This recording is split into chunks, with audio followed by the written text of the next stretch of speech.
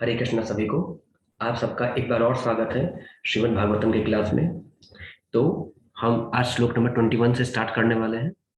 तो इससे पहले हम भगवान कृष्ण की प्रार्थना करेंगे। सभी लोग हाथ जोड़ लें और भगवान कृष्ण की प्रार्थना करें। ओम नमो भगवते वासुदेवाय। जन्मादस्य यतो अन्वया दिटतश्चार्थे अस्विज्ञ स्वराट तेने ब्रह्म हृदयादि कवये मुह्यन्ति यत् सूर्याः तेजो वारि मृदां यथा विनिमयो यत्र त्रिसर्गो अमृषा धामना स्वेन सदा निरस्तकुहकं सत्यं परं धीमहि। नारायणं नमस्कृत्य नरं चैव नरोत्तमं देवीं सरस्वतीं व्यासं ततो जयमुदीरयेत्। अब श्लोक नंबर 21 से स्टार्ट करते हैं। पितृभ्रातृ सुहृत्पुत्रा हतास्ते विगतं वयम् आत्मा च जरया ग्रस्तः परिगेहेमुपाससे। आपके पिता, भाई, शुभचिंतक तथा पुत्र सभी मर चुके हैं। यहाँ पे विदुर समझाते हैं धृतराष्ट्र को कि हे धृतराष्ट्र, आपके पिता, भाई, शुभचिंतक तथा पुत्र सभी मर चुके हैं और दूर चले गए हैं। आपने स्वयं भी अपने जीवन का अधिकांश समय व्यतीत कर लिया है। अब आपके शरीर को बुढ़ापे ने आ दबोचा है और आप पराये घर में पड़े हुए हैं। हे महाराज, आपके पिता नहीं है, आपके भाई नहीं है, आपके शुभ चिंतक नहीं है और सभी के सभी पुत्र युद्ध में मारे जा चुके हैं और सभी दूर चले गए हैं। आपने अपने जीवन का अधिकांश समय व्यतीत कर लिया है। अब बुढ़ापा आपके शरीर को जकड़ चुका है। तभी आप पराये घर में रह रहे हैं, पराये घर में पड़े हुए हैं आप। फिर आगे, अंधः पुरैव व्यधीरो मंद प्रज्ञाश्च सांप्रतम विशीर्णदन्तो मंदाग्निः सरागः कफमुद्वहन्। आप जन्म से ही अंधे रहे हैं और हाल में ही आप कुछ बहरे हो चुके हैं। आपकी स्मृति कम हो गई है और आपकी बुद्धि विचलित हो गई है। आपके दांत हिल चुके हैं, आपका यकृत खराब हो चुका है और आपके कफ निकल रहा है। तो यहाँ पे विदुर कहते हैं, हे महाराज, हे धृतराष्ट्र, आप तो जन्म से ही अंधे हैं। अब बुढ़ापा आने के कारण आप बहरे भी हो गए हैं। आपकी स्मृति कम हो गई है, आपको कम ही याद रहता है। आपकी बुद्धि विचलित हो गई है, आपके दांत हिल चुके हैं, आपका यकृत खराब हो चुका है और आपका कफ भी निकल रहा है। अहो महीयसी जन्तुर्विताशा यथा भवानः भीमा पर पवर्जितं पिण्डमादत्ते गृहपालवत्। ओहो, प्राणी में जीवित रहने की कितनी प्रबल इच्छा होती है। निश्चय ही आप एक घरेलू कुत्ते की भांति रह रहे हैं और भीम द्वारा दिए गए जूठन को खा रहे हैं। तो यहाँ पे विदुर कहते हैं कि सोचिए, इतना बुढ़ापा, इतना कष्ट आने के बाद भी आप किस प्रकार से यहाँ पे रह रहे हैं। इतनी प्रबल इच्छा आपको जीने की। निश्चय ही आप एक घरेलू कुत्ते के समान हैं जो भीम के द्वारा दिए गए जूठन को खा रहा है। फिर अग्नि निर्शिष्टो दत्तश्च गरोदरा दाराश्च दूषितः हरतं क्षेत्रं धनं येषां तत् तत् दत्तैर्शुभिः कियत्। आपने अग्नि लगाकर तथा विष देकर जिन लोगों को मारना चाहा, उन्हीं के दान पर आपको जीवित रहने तथा गिरा हुआ जीवन बिताने की आवश्यकता नहीं है। उनकी एक पत्नी को भी आपने अपमानित किया है और उनका राज्य तक छीन लिया था। हे धृतराष्ट्र, जिनको आपने लाक्षागृह में अग्नि लगा के मारना चाहा, जिस भीम को आपने विष देकर मारना चाहा, उन्हीं के दया कर्म पे आप जिंदा हैं। शर्म नहीं आ रही आपको?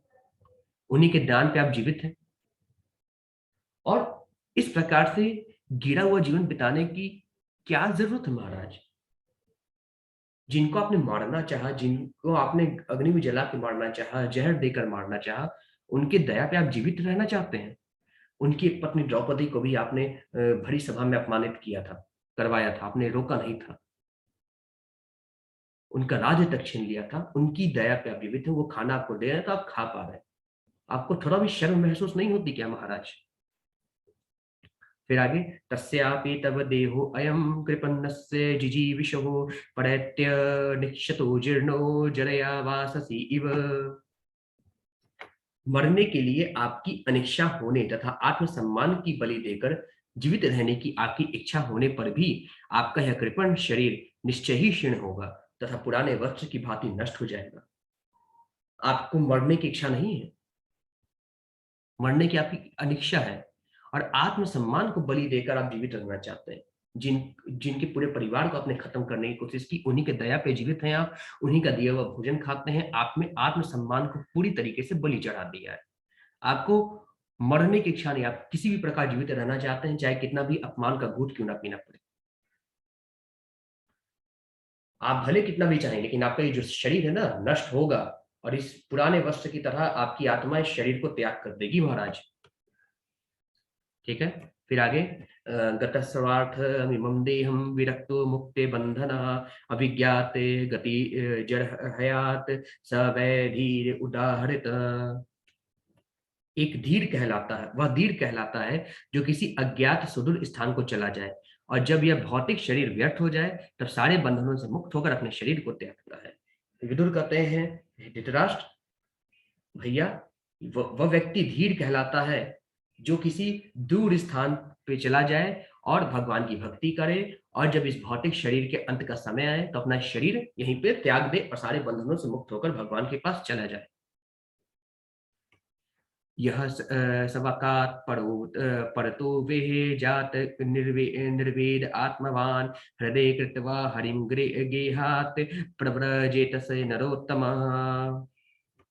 अपने अपने अपने आप से या दूसरे के समझाने से जो व्यक्ति जाग जाता है, उस भौतिक जगत की असत्यता तथा दुख को समझ लेता है तथा अपने हृदय के भीतर निवास करने वाले भगवान पर पूर्णतया आश्रित होकर घर त्याग देता है, वह निश्चय ही उत्तम कोटि का मनुष्य है। अब यहाँ पे विदुर कहते हैं, हे भैया, अपने आप से समझ जाए कोई व्यक्ति या दूसरों के समझाने से समझ जाए व्यक्ति अगर जाग जाता है तो वह उत्तम होता है। इस भौतिक जगत की जो असत्यता तथा दुख को समझ लेता है, मतलब ये भौतिक जगत सत्य नहीं है, भौतिक जगत असत्य है। आप ये जो सत्य मान बैठे हैं, ये भौतिक जगत की असत्यता को, मतलब कि झूठ को, असत्यता को, दुख को जो व्यक्ति समझ लेता है और अपने हृदय के भीतर निवास करने वाले भगवान पर पूर्णतया आश्रित हो जाता है और घर त्याग देता है, वो निश्चय ही उत्तम कोटि का मनुष्य है। तो उधर यहाँ पे देखिए क्या कहते हैं, क्या कहते हैं विदुर जी, यही कहते हैं विदुर जी, हे धृतराष्ट्र, हे भैया, जो व्यक्ति अपने भीतर के परमेश्वर को पहचान के और स्वयं से जगाने पर या दूसरे के जगाने पर व्यक्ति पूर्ण रूप से चेतना में आ जाता है और जानता है शरीर नश्वर है और भगवान को जान के और दूर जाके भगवान की भक्ति करके अपना शरीर त्यागने को होता है, अपना घर त्याग के अपना उत्थान करने के लिए व्यक्ति कार्य करता है, तो निश्चय ही वह व्यक्ति उत्तम कोटि का मनुष्य होता है। फिर आगे विदुर कहते हैं, अथो दिशम यातु स्वर्ग ज्ञात गतिर् भगवान इतो अवाक प्रायशः कालः पुंसाम गुण विकर्षणः। अतएव कृपया आप अपने कुटुंबियों को बताएं, बिना तुरंत उत्तर दिशा की ओर प्रस्थान कर लीजिए, क्योंकि शीघ्र ही ऐसा समय आने वाला है जिसमें मनुष्य के सद्गुणों का ह्रास होगा। हे धृतराष्ट्र, बहुत जल्दी ऐसा समय आने वाला है कि मनुष्य के दिव्य गुण, सत्वगुण का ह्रास होने वाला है, नाश होने वाला है। इसलिए बिना किसी को बताए, बिना अपने कुटुंबियों को बताए उत्तर दिशा की ओर चलिए और प्रस्थान करिए और अपना उद्धार कीजिए, क्योंकि कहीं ऐसा ना हो जाए, कलयुग आ जाए और फिर आप यहीं पे अपने भगवान को बिना याद किए अपना शरीर त्यागें और फिर आपका अधोगति हो जाए, क्योंकि बहुत जल्दी ही कलयुग आने वाला है, लोगों के सद्गुण का ह्रास होने वाला है। उससे पहले पहले उत्तर दिशा की ओर चलिए और उत्तर दिशा की ओर चल के भगवान की भक्ति करके और अपना शरीर त्यागिए। फिर आगे, एवं राजा विदुरेणानुजेन प्रज्ञा चक्षु बोधित आज मिरः चित्वा स्वेषु स्नेह पाषाण्डधीमनो नीचक्राम भ्रातृ संदृष्टाध्वा। इस प्रकार आज मीर के वंशज महाराज धृतराष्ट्र ने, इस प्रकार आज मीर के वंशज, ठीक है, महाराज धृतराष्ट्र ने आत्मनिरीक्षण युक्त ज्ञान द्वारा पूर्णतः आश्वस्त होकर तुरंत ही अपने दृढ़ संकल्प से पारिवारिक स्नेह के सारे दृढ़ पास तोड़ दिए। तत्पश्चात वे तत्काल घर छोड़कर अपने छोटे भाई विदुर को द्वारा दिखलाए गए मुक्ति पथ पर निकल पड़े। तो इस प्रकार आजमीर के वंशज धृतराष्ट्र ने आत्मनिरीक्षण युक्त ज्ञान प्राप्त किया।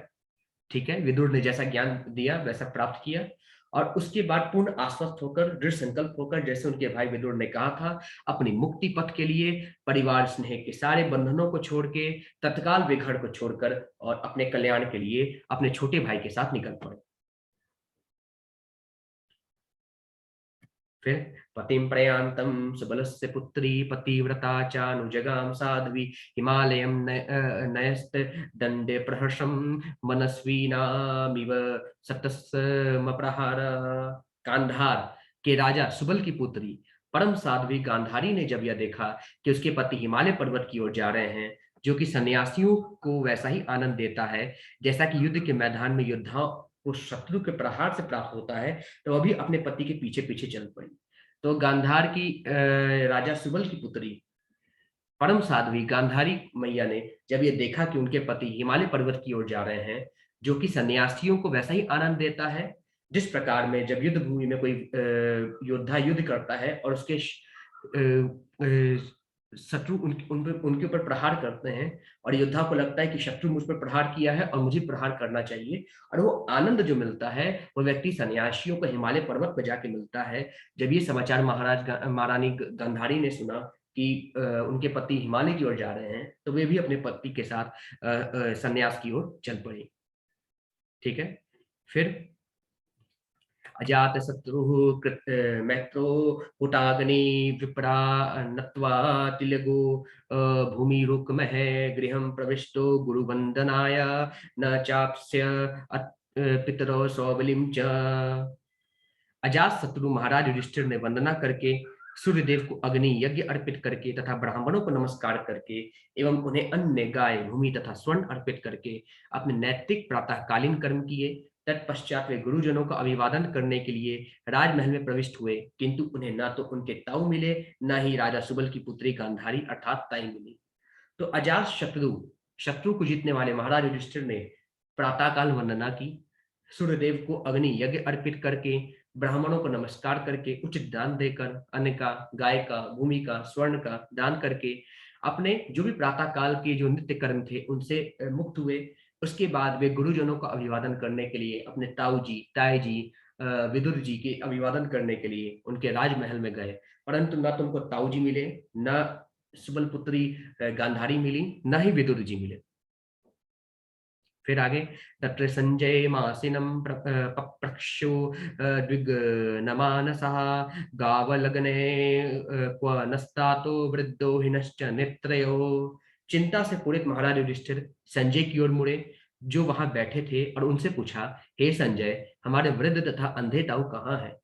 तो युधिष्ठिर ने वहां पे बैठे संजय से पूछा कि हे संजय, हमारे वृद्ध और अंधे ताऊ कहाँ पे हैं? अम्बा च हतपुत्रार्ता पितृवयः क्व गतः सुहृत् अपि मय्य कृतप्रज्ञे हन्ति बन्धुः स भार्यया आशं समानः समनं गंगायां दुखितो अपतत। मेरे शुभ चिंतक चाचा विदुर तथा उन अपने सभी पुत्रों के निधन से अत्यंत शोकाकुल माता गांधारी कहाँ है? मेरे ताऊ धृतराष्ट्र भी अपने समस्त पुत्रों तथा पौत्रों के मृत्यु के कारण शोकार्त थे। निसंदेह मैं अत्यंत कृतज्ञ हूँ, अतएव क्या वे मेरे अपराधों को अत्यंत गंभीर मानकर अपनी पत्नी सहित गंगा में कूद पड़े? तो यहाँ पे युधिष्ठिर प्रश्न पूछते हैं संजय से, मेरे शुभ चिंतक चाचा विदुर कहाँ है? और अपने सभी पुत्रों के निधन के कारण दुखी मेरी मैया गांधारी, धृतराष्ट्र, मेरे ताऊ धृतराष्ट्र कहाँ है? क्या वो इतने शोक में डूब गए? मेरा इतना बड़ा अपराध था, भयंकर अपराध था कि मेरे अपराध को क्षमा नहीं कर पाए और वे दोनों गंगा नदी में कूद गए? ऐसा है क्या? फिर आगे पितर्युर्परते पांडव सर्वान्नः सुहृदः शिशून् अरक्षताम वयसनतः पितृवयो क्व गतावितः। जब मेरे पिता पांडु की मृत्यु हो गई और हम सभी छोटे छोटे बालक थे, तो इन दोनों चाचा ताऊ ने हमें समस्त प्रकार की विपत्तियों से बचाया था। वे सदैव हमारे शुभ चिंतक रहे हैं। हाय, ये यहाँ से कहाँ चले गए? तो यहाँ पे युधिष्ठिर कहते हैं कि जब मेरे पिता पांडु की मृत्यु हुई थी, मृत्यु हुई थी और हम सब छोटे-छोटे बालक थे, तो हम सबको ताऊ जी और ताई जी ने ही आश्रय दिया था।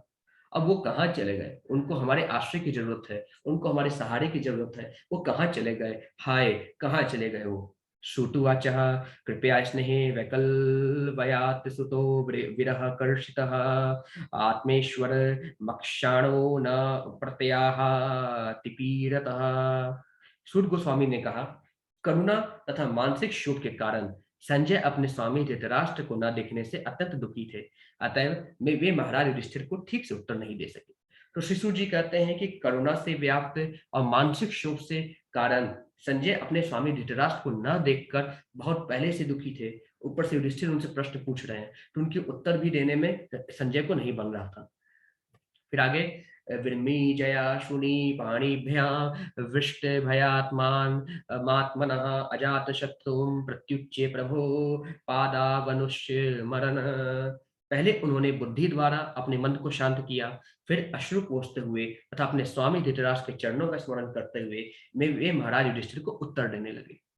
तो जब महाराज युधिष्ठिर ने इस प्रकार प्रश्न पूछा तो उन्होंने अपने बुद्धि द्वारा अपने मन को शांत किया, फिर अपने आंसू पोंछे और अपने स्वामी धृतराष्ट्र के चरणों का स्मरण करते हुए वे महाराज युधिष्ठिर के प्रश्नों का उत्तर देने लगे। क्या बोला उन्होंने? संजय उवाचः नाहं वेद वैवसितं पितरो वर्रः कुलनन्दनः गान्धार्य व महाबाहो मूषितो अस्मि महात्मभिः। संजय ने कहा, हे कुरुवंशी, मुझे आपके दोनों ताऊओं तथा गांधारी के संकल्प का कुछ भी पता नहीं है। हे राजन, उन महात्माओं द्वारा मैं तो ठगा गया। संजय कहते हैं, हे युधिष्ठिर, हे महाराज, मुझे नहीं मालूम वे दोनों कहाँ हैं। आपके दोनों ताऊ चाचा विदुर, धृतराष्ट्र और गांधारी मैया, इन तीनों के संकल्प का कुछ भी मालूम नहीं है। मुझे नहीं मालूम वे कहाँ है। मैं तो उन महात्माओं द्वारा ठगा गया हूँ। मुझे बिना बताए ही ये यहाँ से निकल गए हैं। फिर आगे अथा जगाम भगवान नारदः सहत उम्बरुः प्रत्युत्थायाभिवाद्याः सानुजो अभ्यचर्य नमुनिम्। जब संजय इस प्रकार बोल रहे थे तो शक्ति संपन्न दैवी पुरुष श्री नारद अपना तंबूरा लिए हुए वहां प्रकट हुए। महाराज युधिष्ठिर ने अपने भाइयों समेत अपने आसन से उठकर प्रणाम करते हुए उनका विधिवत स्वागत किया। तो जब संजय इस प्रकार बोल रहे थे कि महाराज मुझे नहीं मालूम, मैं तो खुद ठगा गया हूँ, तो उसी समय देवर्षि नारद वहां पे प्रकट हुए और वहां पे प्रकट होकर जैसे प्रकट हुए तो जहां युधिष्ठिर अपने आसन से उठ गए और भाइयों समेत उनको प्रणाम किया और उनको उनको आसन प्रदान किया, उनका विधिवत स्वागत किया। ठीक है, फिर युधिष्ठिर उवाचः नाहं वेद गतिं पित्रो भर्गवन् क्व गतावितः अम्बावाहत पुत्रार्ता क्व गता च तपस्विनी। महाराज युधिष्ठिर ने कहा, हे देव पुरुष, मैं नहीं जानता कि मेरे दोनों चाचा कहाँ चले गए हैं। न ही मैं अपनी उन तपस्विनी ताई को देख रहा हूँ जो अपने समस्त पुत्रों की क्षति के कारण शोक से व्याकुल थी। तो महाराज युधिष्ठिर पूछते हैं नारद से, हे देवर्षि नारद, हे दिव्य पुरुष, मैं नहीं जानता मेरे दोनों ताऊ कहाँ हैं, मेरी मैया गांधारी कहाँ है, मेरी तपस्वी मैया गांधारी जो अपने पुत्र की मृत्यु से अत्यंत व्याकुल थी, मुझे नहीं मालूम कहाँ पे चले गए हैं। मैं सुबह से ढूंढ रहा हूँ, नहीं मिल रहे हैं। कर्णधार इवापारे भगवान पारदर्शकः अथाव भाषे भगवान नारदो मुनि सप्तमः। आप इस अपार समुद्र से जहाज के कप्तान सदृश हैं और आप ही हमें अपना गंतव्य का मार्ग दिखा सकते हैं। इस प्रकार से संबोधित किए जाने पर देव पुरुष भक्तों में सर्वश्रेष्ठ चिंतक देवर्षि नारद कहने लगे। तो युधिष्ठिर कहते हैं, हे नारद जी, आप हम सबके हमारे जो नौका है उनके केवट हैं। हम सबको आप ही उद्धार कर सकते हैं। आप ही हमें मार्ग दिखाइए कि किस प्रकार हमारे ताऊ जी कहाँ चले गए, हमारे ताई जी कहाँ चले गए। तो इस प्रकार से संबोधित होने पर देवर्षि नारद बोलते हैं, क्या बोलते हैं? नारद उवाचः मा कंचन शुचो राजन् यदि ईश्वर वसं जगत लोकाः सपाल यस्य मे वहन्ति बलिमीशितुः संयुनक्ति भूतानि स एव वियुनक्ति च। श्री नारद ने कहा, हे धर्मराज, आप किसी के लिए शोक न कीजिए, क्योंकि सारे लोग परमेश्वर के अधीन हैं। अतएव सारे जीव तथा उनके नेता अपनी रक्षा के लिए पूजा करते हैं, वे ही सबों को पास लाते हैं और उन्हें विलग करते हैं। नारद जी कहते हैं, हे युधिष्ठिर, आप शोक न करें, आना जाना लगा रहता है, क्योंकि सभी लोग परमेश्वर के अधीन हैं। कोई भी जीव मिलता है और भगवान की इच्छा से, बिछुड़ता है भगवान की इच्छा से। सबको पास लाने वाले, विलक करने वाले वही परमेश्वर हैं, इसलिए आप चिंता न करें, शोक न करें। फिर आगे, यथा गावो नसी प्रोत्ता अस्तन्त्याम बद्धाश्च दामभिः वाक्टनयतयाम नामभिर्बर्धा वहन्ति बलिमिषितुः। जिस प्रकार बैल एक लंबी रस्सी से नाक से नत्थी होकर बंधन में रहता है, उसी तरह मनुष्य जाते विभिन्न वैदिक आदेशों से बंध कर परमेश्वर के आदेशों का पालन करने के लिए बद्ध है। तो यहाँ पे नारद जी उदाहरण देते हैं कि जिस प्रकार बैल के नाक पे रस्सी बंधी होती है और उस बंधन में रहता है वो, इसी प्रकार मनुष्य जो है वैदिक आदेशों के बंधन में रहता है और परमेश्वर के आदेशों का पालन करने के लिए व्यक्ति बद्ध है। जैसा परमेश्वर ने विधान बनाया है, मनुष्य को उसी प्रकार से पालन करना ही चाहिए। फिर आगे नारद जी बोलते हैं, यथा क्रीडो पसकाराणाम संयोग विगमाविह इक्षया क्रीडितु सयाताम तथैवेशे अक्षया नृणाम। ठीक है। फिर आगे क्या बोलते हैं नारद जी, जिस प्रकार खिलाड़ी अपनी इच्छानुसार खिलौनों को सजाता तथा बिगाड़ता है, उसी तरह भगवान की परम इच्छा मनुष्य को पास लाती है और उन्हें विलुप्त करती है। तो यहाँ पे नारद जी कहते हैं, जिस प्रकार एक खिलाड़ी खिलौनों को सजाता है, उनको बिगाड़ता है, उसी प्रकार भगवान की इच्छा से लोग मिलते हैं, बिछोड़ते हैं, ये क्रम चलते रहता है। इसके लिए आपको शोक नहीं होना चाहिए, शोक नहीं करना चाहिए। हे युधिष्ठिर, यन्मन्यसे ध्रुवं लोक मद्ध्रुवं वा न चोभयं सर्वथा न हि शुच्यास्ते स्नेहादन्यत्र मोहजात। हे राजन, सभी परिस्थितियों में चाहे आप आत्मा को नित्य मानो अथवा भौतिक देह को नश्वर, अथवा प्रत्येक वस्तु को निराकार परम सत्य में स्थित मानो, या प्रत्येक वस्तु को पदार्थ तथा आत्मा का अकथनीय संयोग मानो, वियोग की भावनाएं केवल मोहजनित स्नेह के कारण है, इसके अतिरिक्त कुछ भी नहीं। तो नारद जी कहते हैं, राजन, सभी परिस्थितियों में आप आत्मा को नित्य मानिए, शरीर को नश्वर मानिए और प्रत्येक वस्तु को निराकार परब्रह्म की ही सदृश मानिए। प्रत्येक वस्तु को पदार्थ तथा आत्मा का अकथनीय संयोग मानो। वियोग की भावनाएं केवल मोहजनित स्नेह के कारण है, इसके अलावा कुछ भी नहीं है। ठीक है। तो आज हम यहीं तक करते हैं, फिर कल से श्लोक नंबर 45 से स्टार्ट करेंगे। हरे कृष्णा सभी को।